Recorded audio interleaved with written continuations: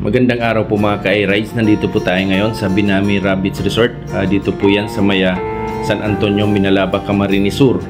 Di po natin ina-expect na meron po palang magandang resort dito sa Maya, San Antonio, Minalaba, Camarines Sur. Pebbles din po yung dagat nila. Bali magkakarugtong lang po sila ng Bagulataw, sunod po yung San Antonio at yung Salinggugon. Ang cottages po pala nila nagre-range ng 700 to 1,000 pesos. Kapag summer season naman daw po, medyo tumataas daw po ng konti. Kapag mag-overnight naman po kayo, mag-additional lang po kayo ng 200 pesos.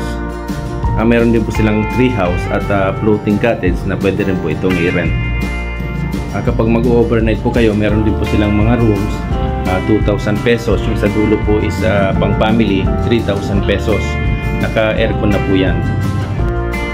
Ito naman po yung room na naka-electric fan, 1,000 pesos po.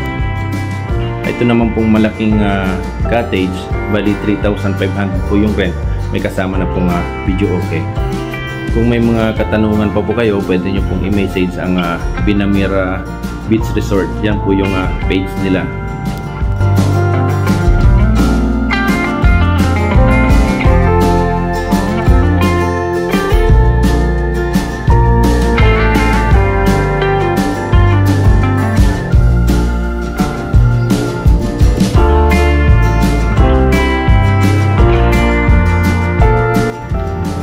Maraming salamat po sa inyong panunood.